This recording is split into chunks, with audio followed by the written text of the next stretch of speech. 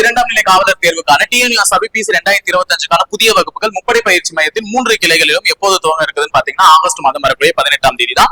So வரக்கூடிய திங்கள் இல்லாம அதற்கு அடுத்த திங்களான 18ஆம் தேதி வந்து முப்படையில 3 கிளை வேலூர், திருச்சி மற்றும் விருதுநகர் 3 கிளைமே டிஎன்யூஎஸ்ஆர்பி பிசிக்கான புதிய வகுப்புகள் வந்து துவங்க இருக்குது. அது மட்டும் இல்லாம பிசி தேர்வை வந்து உங்களுக்கு மேலும் எளிதாக்குவதற்காக முப்படை பயிற்சி மையத்தின் சார்பாக 4 பாக புத்தகங்கள் விற்பனையில் இருக்கு. சோ இந்த 4 பாக புத்தகத்திலே உனக்கு do you know box question, book back question, psychology, maths questions, and then வந்து தமிழ், சோஷியல் சயின்ஸ் எல்லாமே உங்களுக்கு கவர் ஆயிடும் ஒன் லைனர்ஸா. சோ முக்கியமான பாடப்பிரிவு குறிப்புகளை எடுத்து இந்த புக்கா ரிலீஸ் பண்ணிருப்பாங்க. சோ 4 பாக புத்தகங்களும் இருக்கு. சோ நான் டெஸ்ட் பேட்ச் போட்டு பார்க்கணும் அப்படின்றவங்களுக்கு போலீஸ் ஃபேமிலி டெஸ்ட் பேட்ச்மே எங்க கிட்ட அவைலபிளா இருக்கு. இப்பதான் ஸ்டார்ட் ஆயிருக்கக்கூடிய இந்த டெஸ்ட் பேட்ச்ல கிட்டத்தட்ட 55 தேர்வுகள் இருக்கு. இதை நீங்க அட்டென்ட் பண்ணாலும் தாராளமா நிறைய கொஸ்டின்ஸ் ஸ்டாண்டர்ட் வைஸாவும் சரி, டாபிக் வைஸாவும் சரி ரிவிஷன் பண்ண உங்களுக்கு ஒரு திருப்தி கிடைக்கும். சோ இதை பத்தின எந்த டீடைல்ஸ் வேணும்னாலும், பேட்ச் ஆரம்பிக்கிறத பத்தின டீடைல்ஸ்னாலும், புக் பத்தின டீடைல்ஸ்னாலும், டெஸ்ட் பேட்ச் பத்தின டீடைல்ஸ்னாலும் சோ இந்த கன்சர்ன் நம்பர்ஸ்க்கு நீங்க கால் பண்ணி கேட்டீங்கன்னா அதுக்கான டீடைல்ஸ் உங்களுக்கு ப்ரொவைட் பண்ணுவாங்க. சோ வேலூரா இருந்தா 7200400395 அல்லது 398 என்ற நம்பருக்கும், திருச்சியா இருந்தா 8111070706 அல்லது 708 என்ற நம்பருக்கும், விருதுநகரா இருந்தா 9363020246 அல்லது 247 என்ற நம்பருக்கும் நீங்க கான்டாக்ட் பண்ணி அதுக்கான டீடைல்ஸ் பெற்றுக்கொள்ளலாம். ஹாய் கைஸ், வெல்கம் டு முப்படை ட்ரைனிங் அகாடமி. சோ டிஎன்யூஎஸ்ஆர்பி 2025 இரண்டாம் நிலை காவலர் தேர்வுக்கு படித்துக் கொண்டிருக்க மாணவர்கள் அனைவருக்குமே வெரி ஆல் தி பெஸ்ட். ஓகேவா? சோ நல்லா படிங்க. ஏன்னா வரக்கூடிய தேர்வுகள் எப்படி வேணாலும் அமையலாம், எப்படி வேணாலும் வரலாம். சோ எல்லாத்தையுமே ஒழுங்கா படிங்க. சரி, அதுக்கு முன்னாடி உளவியல், ஏன்னா நம்மளுடைய ஸ்கோர் பூஸ்டர் அப்படின்னு சொல்லலாம். ஏன்னா நீங்க எல்லா ஜிஎஸும் படிப்பீங்க, ஜிஎஸ்ல விடாத எதுவுமே விட மாட்டீங்க. அப்படியே 6th to 10th அட்ட அப்படி படிப்பீங்க. ஆனா எந்த கேள்வி வரும்ன்றதுக்கு எதனா நிதர்சனமான இருக்கா, சாட்சி இருக்கா? இல்ல. ஆனா எது வரும் எது வராதுன்னே தெரியாம அவ்வளவு ரிஸ்க் எடுத்து எல்லாத்தையும் படிக்கிறீங்க. ஆனா உளவியல்ல இப்படியே படிச்சா இவ்வளவு மார்க் எடுத்துக்கலாம். தட் மீன்ஸ் இது நீங்க படிச்சு ஞாபகம் வச்சுக்க வேண்டிய அவசியம் இல்ல. லாஜிக் கத்துக்கிறீங்க, அந்த லாஜிக் அந்த கொஸ்டினுக்கு அப்ளை பண்றீங்க. அப்படி அப்ளை பண்றது மூலமா உனக்கு கிடைக்க போறது 25 மார்க். அப்ப 25 மார்க்ன்றது சும்மாவான்னு கேக்குறேன். அப்ப 25க்கு 25 வேணும்னா உளவியலை எங்கு தொடங்கி எப்படி முடிப்பது? அப்ப வேர் டு ஸ்டடி, நிறைய பேர் உளவியல் எப்படி படிக்கிறதுனே ஒரு டவுட்டா கேட்டுட்டு இருந்தீங்க. சோ நாங்க மத்ததுக்கெல்லாம் வேர் டு ஸ்டடி போட்டோம், சப்ஜெக்ட் வைஸ் எல்லாத்துக்குமே டாபிக் வைஸ். ஆனா இது மட்டும் போடாம இருக்கீங்களே சார், இதுக்கு போடுங்க அப்படின்னு சொல்லிட்டு கேட்டீங்க. சோ இந்த டாபிக்களுக்கு ரொம்ப இம்பார்ட்டன்ஸ் கொடுத்து படிங்க. உளவியல் எளிமையாக்கப்படும், அது மட்டும் இல்லாம 25க்கு 25 எடுக்கப்படும் அப்படின்னு சொல்லிட்டு தான் இந்த வீடியோ மேக் பண்ணிருக்கோம். இந்த வீடியோ ஸ்கிப் பண்ணாம பாருங்க, நிறைய விஷயத்தை தெரிஞ்சுக்கலாம். அதுக்கு முன்னாடி எங்க இன்ஸ்டியூட் தரப்புல வந்து டிஎன்யூஎஸ்ஆர்பி 2025 தேர்வுக்கு ப்ரிப்பேர் ஆகக்கூடிய மாணவர்களுக்கு முப்படை பயிற்சி மையத்தின் 3 கிளைகளிலும் வேலூர், திருச்சி மற்றும் விருதுநகர் 3 கிளைகளிலும் வரக்கூடிய ஆகஸ்ட் 18ஆம் தேதி புதிய வகுப்புகளுக்கான புதிய வகுப்புகள் வந்து துவங்க இருக்குது. சோ ஆகஸ்ட் 18ல அட்மிஷன் போட நினைக்கிறோம், தாராளமா வந்து அட்மிஷன் போட்டு படிக்க ஆரம்பிச்சிருங்க. சோ நம்ம இன்னும் நேரத்தை தளர்த்த நமக்கான இது வந்து குறைச்சிட்டே போகும். சோ கூடிய விரைவில் அட்மிஷன்ஸ் போட்டு படிக்க ஆரம்பிச்சிருங்க. ஓகேங்களா? சோ இன்னைக்கு பாப்போமா, உளவியல் பொறுத்தவரை 3 பகுதியா பிரியுது. உளவியல்ல கேட்கக்கூடிய 25 கேள்விகள் இந்த 3 பகுதிகள்ல இருந்து தான் கேட்குது. ஒன்னு என்னன்னு பாத்தீங்கன்னா நம்மளுடைய தாய்மொழியாம் தமிழ் மொழி, இன்னொன்னு வந்து பாத்தீங்கன்னா கணிதம், இன்னொன்னு வந்து பாத்தீங்கன்னா உளவியல் சொல்லக்கூடிய ரீசனிங். ஆக்சுவலா எக்ஸாக்டா அதான் சொல்லணும், ரீசனிங், புரிதல் திறன் அப்படின்னு சொல்லணும். சோ இந்த 3 இருந்தா உனக்கு என்ன பண்றாங்க பாத்தீங்கன்னா கேள்விகள் கேட்கிறாங்க. அப்போ மொத்தமா இருக்கக்கூடிய கேள்விகள் எத்தனை? 25 கேள்விகள். அதுல 5 கேள்விகள் தமிழ்ல இடம்பெறுது. அப்ப பாக்கி இருக்கக்கூடிய 20 கேள்விகள் தான் ரீசனிங்லயும் மேக்ஸ்லயும் வரப்போகுது. ஆனா எதுல எவ்வளவு ரேஷியோன்றத அவங்க வந்து என்ன பண்ணல, குறிப்பிடல. அப்ப மேக்ஸ்ல இத்தனை கேள்வி தான் கேட்பேன், ரீசனிங்ல இத்தனை கேள்வி தான் கேட்பேன்றதுலாம் கிடையாது. இதுவரை மேக்ஸ்ல வந்து பாத்தீங்கன்னா 3 கேள்விகள் வந்திருக்கு, 4 கேள்விகள் வந்திருக்கு. இதை தாண்டி போனது கிடையாது. 3 அல்லது 4 கேள்விகள் இடம்பெறும். அப்ப மீதி இருக்கக்கூடிய 20 கேள்விகள்ல 16 கேள்விகளும் எதுலதான்? உளவியல் தான். இந்த உளவியல்ல தான் தரவு செயலாக்கமும் சேர்த்துருவாங்க. புரியுதா? அப்ப தரவு செயலாக்கமும் கணக்கு மாதிரியே தான் இருக்கும் போடுறதுக்கு, பட் ஆனா எதுலதான் சேரும்? ரீசனிங்ல தான் சேரும். சரியா? புரிஞ்சுக்கிட்டு போடுறதுதான், புரிதல் திறன் தான். அப்போ 16 கேள்விகள் உளவியல்லையும், 4 கேள்விகள் கணிதத்திலையும், 5 கேள்விகள் தமிழ்லயும் இடம்பெறுது. கணிதத்திலையும் இதுதான் டாபிக்னு நமக்கு இல்ல, உளவியல் இதுதான் டாபிக் இல்ல. இன்னொரு ஒரு விஷயம் தெரிஞ்சுக்கோங்க, நாங்க இங்க சொன்ன எல்லா டாபிக்குமே ப்ரீவியஸ் இயர் क्वेश्चन பேப்பர்ல கொடுத்ததோட சேர்த்து நானும் சில எக்ஸ்ட்ரா டாபிக்ஸ் சொல்லியிருக்கேன். இதெல்லாம் படிச்சு வச்சுக்கோங்க, வரக்கூடிய வாய்ப்பு இருக்குன்ட்டு. இந்த வருட தேர்வுல இடம்பெற்ற கேள்விகள் அடுத்த வருட தேர்வுல அந்த டாபிக்ல இருந்து இடம்பெறணும்ன்ற அவசியமும் கிடையாது. ஏன்னா உங்களுடைய கேள்விகள் வந்து எஸ்ஐ மாதிரி அதிக அளவுல இல்ல, குறைவான அளவுல இருக்கு. அது ஃபர்ஸ்ட் புரிஞ்சுக்கோங்க. எஸ்ஐக்குன்னா 40 கேள்விகள் உளவியல்ல இருந்து கேட்கணும்னா அவங்க வருஷம் கவர் பண்ணக்கூடிய அதே டாபிக் அடுத்த வருஷம் கவர் பண்ணலாம். ஆனா உங்களுக்கு நீ எடுத்து நல்லா பார்த்தனா 2022 क्वेश्चन பேப்பர்ல இருந்த டாபிக்ல உள்ள கேள்விகள் 2023ல எல்லாமே இருந்திருக்காது. ஒரு 4 டாபிக்கோ 5 டாபிக்கோ தான் வந்திருக்கும், பாக்கி எல்லாமே புதுசு. அப்போ நான் இப்ப சொல்லக்கூடிய எல்லா டாபிக்ல இருக்கக்கூடிய நாலேஜை நீ ஒழுங்கா எடுத்துக்கிட்டனா இந்த 2022 2023ல இனி எத்தனை வருடத்துல இருக்கக்கூடிய பிசி தேர்வுகளை அணுகக்கூடிய மாணவர்களுக்கும் நீ என்ன பண்ணலாம், கைட் பண்ணலாம். அப்ப நல்லா தெரிஞ்சு வச்சுட்டு பாத்துக்கோ. ஓகேவா? சோ இப்ப பேட்டர்ன் எப்படின்னு தெரிஞ்சிச்சா? 16 கேள்விகள் ரீசனிங்ல இருந்து, 4 கேள்விகள் கணிதத்துல இருந்து, 5 கேள்விகள் தமிழ்ல இருந்துன்ற மாதிரி போதும். தமிழ்ல நீ படிக்க வேண்டிய ஒரு 10 டாபிக் முக்கியமா சொல்லியிருக்கேன். இதை தாண்டியும் கேள்விகள் வரலாம். ஆனா இந்த 10 படிக்கும் போது உனக்கு ஓரளவுக்கு தமிழை பத்தின ஐடியாஸ் கிடைச்சிடும். அப்புறமா எதனா ஒரு கேள்வி 2 கேள்வி இதை தாண்டி வரும்போது அதை அட்டன் பண்றதுக்கான ஐடியா உனக்கு கிடைச்சிடும். சரியா? அப்ப என்னென்ன டாபிக்ஸ்? ஃபர்ஸ்ட் சரியான தொடர். இதெல்லாம் நாலேஜ் தான். சரியான தொடர் அப்படின்னா தொடர் வந்து இடம் மாறி இருக்கும்.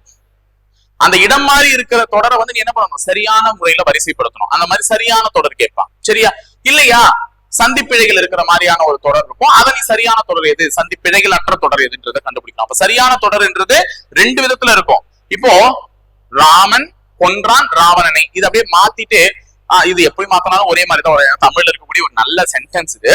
சோ கவிதா கல்லூரிக்கு நேற்று சென்றாள் அப்படின்ற வார்த்தையில நேற்று கல்லூரிக்கு சென்றால் கவிதா இப்படின்னு இடம் மாறி இருக்கும். அதெல்லாம் ஒழுங்குபடுத்தி சரியான தொடரா மாத்தி எழுதணும். அதனால சரியான தொடர் அப்படின்னு சொல்லிட்டு ஒண்ணு கேட்பாங்க. சோ சரியான தொடர் அப்படியும் இருக்கலாம், இல்லைன்னா சந்திப்பிழைகளோட இருக்கலாம். அதனை திருத்தி எழுதுற மாதிரி இருக்கும். சோ சரியான தொடர் ஒரு மாதிரி பார்த்து வச்சுக்கோம். அடுத்தது கலை சொற்கள், ரொம்ப ரொம்ப இம்பார்ட்டன்ட். ஏன்னா 2 கொஸ்டின் பேப்பர்லயுமே வந்திருக்கு. 2022லயும் சரி 2023லயும் சரி கலை சொற்கள். அதாவது ஆங்கில சொல்லுக்கு நிகரான தமிழ் சொல்லியும் அவங்க கேட்கலாம், இல்லைன்னா வேற்றுமொழி சொல்லுக்கு நிகரான தமிழ் சொல்லியும் கேட்கலாம். அதுதான் கலை சொற்கள். அப்ப கலை சொற்கள் என்பது ஆங்கில சொல்லுக்கான தமிழ் சொல்லுமாகவும் இருக்கலாம், இல்லைன்னா வேறு மொழி சொல்லுக்கான தமிழ் சொல்லாகவும் இருக்கலாம். அது கலை சொற்கள் கேட்கலாம். அடுத்தது பேச்சு வழக்கு எழுத்து வழக்கு. இதுவும் ரொம்ப ரொம்ப இம்பார்ட்டன்ட். எல்லா எக்ஸாம்ஸ்லயுமே கம்பல்சரி இருக்கக்கூடிய ஒரு கொஸ்டினா பார்க்கப்படுது. அது என்ன சார் பேச்சு வழக்கு எழுத்து வழக்கு அப்படின்னா, பேசும்போது ஒரு மாதிரி பேசிடுவாங்க, ஆனா எழுதும் போது அப்படி எழுதுவாங்களான்னா கிடையாது. எனக்கு சாக்லேட் வேணும் ஓணும் ஓணும் அப்படின்வாங்க. உனக்கு சாக்லேட் ஓணும்ன்ற அது எழுதிக்காம அப்படின்னா எனக்கு சாக்லேட் வேண்டும் அப்படின்னு எழுதும். அப்போ ஓணும்ன்றது எழுதுவாங்களா? எழுத மாட்டாங்க. அப்போ வேணும்ன்றது வந்து எழுதுனா அது வந்து எழுத்து வழக்கு கிடையாது. பேச்சுல வேணா பேசிக்கலாம், எப்படி வேணா உகாரு குந்து அப்படின்னு பேசலாம். ஆனா எழுதும்போது அப்படி எழுதாங்க, அமருங்கள் உட்காருங்கள் அப்படின்னு தான் பேசுவாங்க. அப்ப பேச்சு வழக்கு எழுத்து வழக்கு வந்து ரொம்ப ரொம்ப இம்பார்ட்டன்ட். அது பார்த்து வச்சுக்கோங்க. ஏன்னா பேச்சு வழக்குல இருந்து எழுத்து வழக்கா மாறும் போது எப்படி மாறும் வார்த்தைகள்னு சொல்லிட்டு உனக்கு ஸ்கூல் புக்லயே கொடுத்திருப்பாங்க. அதை ஒழுங்கா பார்த்து வச்சுக்கோங்க. அடுத்தது விடைக்கேற்ற வினா. இதுவுமே ஒரே கொஸ்டின் பேப்பர்ல 2 கேள்வி வந்திருந்தது 2022ல. ஒரே கொஸ்டின் பேப்பர்ல 2 கேள்வி. அப்ப விடைக்கேற்ற வினான்றது ரொம்ப ரொம்ப முக்கியமான ஒரு விஷயம். அதை ஒழுங்கா பார்த்து வச்சுக்கோங்க. விடைக்கேற்ற ஒரு விடை கொடுத்துருவாங்க, அந்த விடைக்கு ஏற்ற எந்த வினா அமைத்தால் சரியாக இருந்திருக்கும் அப்படின்றத நீங்க கண்டுபிடிக்கணும். அப்ப விடைக்கேற்ற வினா வந்து ஒரு முக்கியமான கொஸ்டினா பார்க்கப்படுது. இம்பார்ட்டன்ட் கொஸ்டின், நல்லா பண்ணலாம். பாத்தீங்கன்னா ஈஸியா அட்டென்ட் பண்ணலாம் விடைக்கேற்ற வினா. அடுத்தது ஒருமைப்பன்மை பிழையறிதல். ஒருமைப்பன்மை இப்போ இது நீங்க பாத்தீங்கன்னாலே தெரியும். இது திணை அந்த மாதிரி இருக்கும் போதும் வரும். ஒருமைப்பன்மை வந்து அவன் வருகிறார்கள் அப்படின்னு நான் சொல்ல முடியும். அவன் வந்தான்னு சொல்லலாம், அவன் வருவான்னு சொல்லலாம். அவன் வருகிறார்கள்னா அவன் என்பது சிங்குலர் ஒருமை. ஆனா அதை நான் போட்டு அந்த வினையை முடிக்கும் பொழுது வருகிறார்கள் என்ற பன்மை வினையை கொண்டு முடிக்கிறார். சரியானா கண்டிப்பா சரி கிடையாது, தவறு. அப்ப அவன் வந்தான்னு சொல்லலாம், தெரியும் அவன் வருகிறார்கள் சொல்ல முடியாது. அதனால ஒருமை பன்மை இது பார்த்து வச்சுக்கோங்க. நெக்ஸ்ட் 2023ல தான் இந்த தமிழ் எண்களை வச்சு கேள்வி கேட்டிருந்தாங்க. தமிழ் எண்கள் 1ல இருந்து அந்த 9 வரையும் தமிழ் எண்களுக்கு ஒரு இது இருக்கு. அதான் நீங்க வந்து கடலை உருண்டை நுணுக்கி ரசித்து சமைத்து சாப்பிட அம்மா என்னை கூப்பிட்டால் அப்படின்ற ஷார்ட்கட் எல்லாம் கூட நாங்க சொல்லி கொடுத்துருப்போம். நிறைய பேர் சொல்லி கொடுத்துருப்பாங்க ஸ்கூல் டேஸ்ல. அப்ப அந்த தமிழ் எண்களை வந்து படிச்சு வச்சுக்கோங்க. அந்த தமிழ் எண்களை வரை கூடுதலை வச்சு கேட்டிருந்தாங்க. ஓகேவா?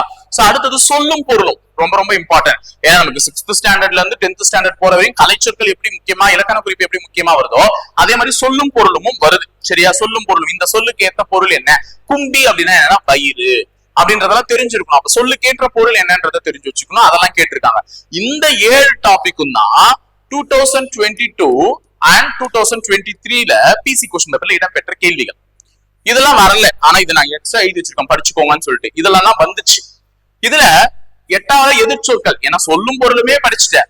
அப்ப எதிரி சொற்களை படிக்க மாட்டியா? எதிரி சொல் இல்ல எதிர்ச்சொல். எதிர்ச்சொல்ல படிக்க மாட்டியா? அடுத்தது இலக்கண குறிப்பு இவங்களுக்கு வந்துட்டு இருக்கு. எஸ்ஐக்கு ரெகுலரா கேட்டுட்டு இருக்காங்க. அதுலயும் அவங்க என்ன கேட்கறாங்க? இரட்டை கேள்வி அடுக்கு தொடர், இரட்டை கேள்வி அடுக்கு தொடர் இப்படிதான் கேட்டுட்டு இருக்காங்க. சோ ஆனா இலக்கண குறிப்பு படிச்சு வச்சுக்கோங்க. ஏன்னா இந்த முறை உங்களுக்கு வர்றதுக்கு வாய்ப்புகள் அதிகமா இருக்கு. அடுத்தது வாக்கிய வகை. இந்த தன்வினை, பிறவினை, செய்வினை, செயல்பாட்டு வினை அப்படிலாம் பாப்பீங்களா? அந்த வாக்கிய வகை படிச்சுக்கோங்க. லாஸ்ட் இன்னொரு டாபிக் எழுத மறந்துட்டா அகரவரிசை. சொற்களை அகரவரிசைப்படி வரிசைப்படுத்துக. அப்போ உனக்கு எப்படி நான் ரீசனிங்ல ஆல்பபெட்டிக்கல் ஆர்டர்ல ஒரு சொற்களை வரிசைப்படுத்தணும் அப்படின்னு சொல்லணும். இது தமிழ் அகரவரிசைப்படி ஒரு சொற்களை என்ன பண்ணணும்? வரிசைப்படுத்தணும். அப்போ அன்பு, ஈழம், உயர்வு, ஐயம் இப்படின்னு இருந்துச்சுன்னா அது எப்படி ஆதான் ஃபர்ஸ்ட் வரும், ஈதான் 2வது வரும், ஊதான் அடுத்து வரும், அடுத்து ஐ வரும் அப்படின்னு சொல்லிட்டு அந்த ஆர்டர்ல நீ என்ன பண்ணணும்? அரேஞ்ச் பண்ணுவோம். அந்த மாதிரி வந்து அகர வரிசைப்படி வரிசைப்படுத்தணும். இதெல்லாம் தமிழ்ல இம்பார்ட்டன்ட் டாபிக். நோட் பண்ணி வச்சுக்கோங்க, தயவு செஞ்சு நோட் பண்ணி வச்சுக்கோங்க. இதெல்லாம் நீ எக்ஸாம் போர்ட்டுக்குள்ள பார்த்து வச்சிடணும் அப்படின்னு சொல்லிட்டு. அடுத்தது ரீசனிங். உளவியல் அப்படின்னாலும் நான் என்ன சொல்லிட்டேன், ரீசனிங் அப்படின்னு சொல்லிட்டேன். இந்த ரீசனிங்ல எதெல்லாம் இம்பார்ட்டன்ட் அப்படின்னு சொல்லிட்டு இங்க கொடுத்துருக்கேன். அதுல எதெல்லாம் இம்பார்ட்டன்ட் அப்படின்னு பாத்தீங்கன்னா எண் வரிசை, எழுத்து வரிசை, இந்த ஆர்டர்ல பாருங்க. அப்பதான் வந்து ரீசனிங் குள்ள போறதுக்கே உனக்கு ஒரு இன்ட்ரெஸ்ட் வரும். நீ பாட்டு ஏனோ நான் இதெல்லாம் தூக்கி போய் முதல்ல பார்த்தா ஒண்ணுமே புரியாது, அப்பமா கஷ்டம்னு நினைச்சு விட்டுருவேன். இந்த ஆர்டர்லயே பாருங்க, எண் வரிசை கொஞ்சம் கஷ்டமா தான் இருக்கும் எடுக்கும் போது. ஆனா அதுல நாங்க சொல்லி கொடுத்துருக்கக்கூடிய லாஜிக் பாருங்க. இப்ப நாங்க வீடியோ போட்டிருக்கோம், சும்மா உனக்கு இந்த வீடியோ எப்படின்னு தெரியலனா எண் வரிசை முப்படை நடியா வரும், வீடியோ எங்கள்தே வரும். சோ அதை நீ உட்காந்து பாரு. எழுத்து வரிசை முப்படை நடி, முப்படையில நாங்க போட்டிருக்க வீடியோ வரும். அதுல இருக்கக்கூடிய கண்டென்ட்டை பாரு, உனக்கு மேக்ஸிமம் புரிஞ்சிடும். அப்போ எண் வரிசைனா நம்பர் சீரியஸ், எழுத்து வரிசைனா என்னது, லெட்டர் சீரியஸ். சோ இது ரெண்டுமே முக்கியமான ஒரு கொஸ்டின். 2 வருடத்திலயும் வந்திருக்கு ஒரு முறை. சரி, 2023ல வந்திருக்கு. இந்த 2 கேள்வியுமே 2023ல வந்திருக்கு. ஆனா எண் வரிசையே கொஞ்சம் விடுபட்ட எண்ணா கேட்டிருக்கிறது எதுலன்னு பாத்தீங்கன்னா 2022ல கேட்டிருந்தாங்க. சரியா, விடுபட்ட எண் அப்படின்னா என்னன்னா டயக்ராம்ல இப்போ ஒரு முக்கோணம் மாதிரி கொடுத்துட்டு அந்த முக்கோணத்துல நடுவுல நம்பர் விட்டு இருந்தாங்கன்னா அந்த விடுபட்ட இடத்துல வர வேண்டிய எண் என்ன அப்படின்றத நீ கண்டுபிடிக்கணும். அது வந்து உனக்கு கேட்டிருந்தது வந்து 2022ல. 2023ல சாதாரண ஒரு வரிசையில ஒரு எண் விடுபட்டு இருந்துச்சு, அது என்ன வரணும் அப்படின்ற மாதிரி கேட்டிருந்தாங்க. அடுத்தது குறியீட்டல் மற்றும் குறிமீட்டல், ரொம்ப ரொம்ப ரொம்ப ரொம்ப இம்பார்ட்டன்டான டாபிக். 2 வருஷம் கொஸ்டின் பேப்பர்லயும் இருந்துச்சு, 2022லயும் இருந்துச்சு, 23லயும் இருந்துச்சு. சோ இம்பார்ட்டன்டான டாபிக். இந்த வருஷமும் இருக்கும். சரியா, இந்த வருஷமும் இருக்கும். அடுத்தது பகுத்தறிதல். பகுத்தறிதல் அப்படின்னா தவறானது எது, இதுவுமே அகைன் ஒரு இம்பார்ட்டன்டான டாபிக். ஏன்னா இதுவுமே 2 வருஷத்துலயும் இருந்துச்சு. பகுத்தறிதல் 4 விஷயம் கொடுத்திருப்பாங்க, கூட்டத்துல ஒரு கருப்பாடு தான், ஏன் தவறுன்றதை கண்டுபிடிக்கணும். சோ இந்த கூட்டத்துல ஒரு கருப்பாடு வந்து ரொம்ப ரொம்ப ரொம்ப ரொம்ப ரொம்ப முக்கியம். ஏன் நான் சொல்றேன்னு கேட்டுக்கோங்க. இந்த பகுத்தறிதலை பொறுத்தவரையும் வார்த்தையிலையும் கேட்கலாம், எழுத்துலயும் கேட்கலாம், எண்லையும் கேட்கலாம். ஆனா இதுவரை உங்களுக்கு எழுத்துல கேட்டதில்ல. எஸ்ஐக்கு வேணா கூட எழுத்துல கேட்பாங்க, ஆனா உங்களுக்கு கேட்டதில்ல. உங்களுக்கு கேட்டது எண்களும் வார்த்தையிலையும் தான். அப்ப எண்கள்ல தவறான எண் எதுன்னு கேட்டிருக்கலாம், அல்லது வார்த்தைகள்ல தவறான வார்த்தை எதுன்னு கேட்டிருக்கலாம். எப்படி கேட்டாலும் இது ஒழுங்கா கான்செப்ட் தெரிஞ்சுக்கிட்டீங்கன்னா ஈஸியா அடிச்சுட்டு போற மார்க், விட்டுறாதீங்க. அடுத்தது ஒத்தத்தன்மை. ஒத்தத்தன்மை அப்படின்னா என்னன்னு பாத்தீங்கன்னா சரியான இணையை காண்க அப்படின்றதுதான் ஒத்தத்தன்மை, சரியான இணை. ஓகேவா? சோ தண்ணீர் என்பது படகுடன் தொடர்புடையது எனில் ரோடு என்பது எதனுடன் தொடர்புடையது அப்படின்னு கேட்டா காரு, பஸ் எதனா ஒண்ணு சொல்லிட்டு போலாம். சரியா? இல்ல வான்வழி போக்குவரத்து எதனுடன் தொடர்புடையது, விமானத்துடன் தொடர்புடையதுன்னு சொல்லிட்டு போலாம். சோ அந்த மாதிரி எதுக்கு கேட்கிறாங்களோ அதுக்கான சரியான இணையை நீ சொல்லணும். அதுதான் ஒத்தத்தன்மை, சரியான இணை அறிதல். இதுவுமே ஒரு கொஸ்டின் பேப்பர்ல வந்துருந்துச்சு. ஐ திங்க் 2022 நினைக்கிறேன், 2022ல வந்துருச்சுன்னு நினைக்கிறேன். அடுத்தது வெண்படம். வெண்படம் ரொம்ப இம்பார்ட்டன்ட். ஏன்னா 2 வருஷ கொஸ்டின் பேப்பர்லயும் ஒரு கொஸ்டின், 2022லயும் ஒரு கொஸ்டின், 2023லயும் ஒரு கொஸ்டின். வெண்படம் ரொம்ப முக்கியம். சரியா? அப்போ இந்த பக்கம் நான் எழுதியிருக்கிற டாபிக்ல ஈஸியான டாபிக், ரொம்ப அழகா புரிஞ்சுக்கக்கூடிய ஒரு டாபிக். அதனால இந்த ஆர்டர்ல நீ போனா ஓரளவுக்கு எளிமையா ரீசனிங் குள்ள வர ஆரம்பிப்பேன். சரி, அடுத்தது ரத்த உறவுகள். பல பேரை ரத்தம் கக்க வச்ச உறவுகள். சோ ரத்த உறவுகள் கொஞ்சம் கஷ்டமா தான் இருக்கும் உன்னுடைய நாலேஜுக்கு. பட் நீ கொஞ்சம் ரிஸ்க் எடுத்து ரத்த உறவுகளை ஒழுங்கா பார்த்தாதான் உன்னால என்ன பண்ண முடியும், கம்ப்ளீட் பண்ண முடியும். அடுத்தது திசைகள், டைரக்ஷன். சோ ரத்த உறவுகள் எவ்வளவு இம்பார்ட்டன்ட்டோ திசைகளும் முக்கியம். ஏன்னா இது ரெண்டுமே 2 வருஷ கொஸ்டின் பேப்பர்ல ஒரு கேள்வியா வந்திருக்கு. சோ அப்ப ரத்த உறவுகளும் திசைகளும் நல்லா படிச்சுக்கோங்க. அடுத்தது புதிர்கள். சோ புதிர்கள் வருமா அப்படின்னு சொல்ற மாதிரி இருந்துச்சு. ஆனா உங்களுக்கு ஒரு கொஸ்டின் கேட்டிருந்தாங்க, ஒரு வாத்து பின்னாடி இன்னொரு வாத்து அப்படின்ற மாதிரி ஒரு கொஸ்டின் இருந்துச்சுல, 3 வாத்துகள் ஆன்சர் ஆக்சுவலா. சோ அதனால புதிர்கள் வந்துருந்துச்சு. ஓகேவா? சோ அதனால புதிர்களும் கேட்பாங்க. அடுத்தது தரவு செயலாக்கமும் அகரவரிசை தேர்வும். இதுல ரொம்ப இம்பார்ட்டன்டே இதுதான். ஏன்னா 2022ல 5 கொஸ்டினே வந்திருந்தது, 2023ல 4 கொஸ்டின் வந்திருந்தது கிட்டத்தட்ட. தரவு செயலாக்கம். தரவு செயலாக்கம்னா என்ன, டேட்டா இன்டர்பிரிட்டேஷன் அப்படின்னு சொல்லுவாங்க. சோ எந்த அளவுக்கு இம்பார்ட்டன்ட்னா அது ஒரு பை வரைபடத்துல கேட்கலாம், அல்லது ஒரு பார் வரைபடத்துல கேட்கலாம், அல்லது ஒரு கோட்டு வரைபடத்துல கேட்கலாம். ஏதாவது ஒரு விஷயத்துல அது கேட்டுதான் ஆகணும். ஆக மொத்தம் தரவு செயலாக்கம் நல்லா பாத்துக்கோங்க. நீங்க மேக்ஸ்ல பண்ண வேண்டிய சதவீத கணக்கு, விகிதம் கணக்கு, சராசரி கணக்கு இததான் போடுவீங்க. இந்த சதவீத கணக்கா இருக்கலாம், இல்ல சராசரி கணக்கா இருக்கலாம், இல்லைன்னா விகிதம் மற்றும் விகித சமன் கணக்கா இருக்கலாம். ஏதாவது ஒரு கணக்கை தான் இந்த தரவு செயலாக்கத்துல நீங்க போட போறீங்க. புரியுதுங்களா சொல்றது? தரவு செயலாக்க கணக்குல ஏதோ ஒரு கணக்கு தான் போட போறீங்க.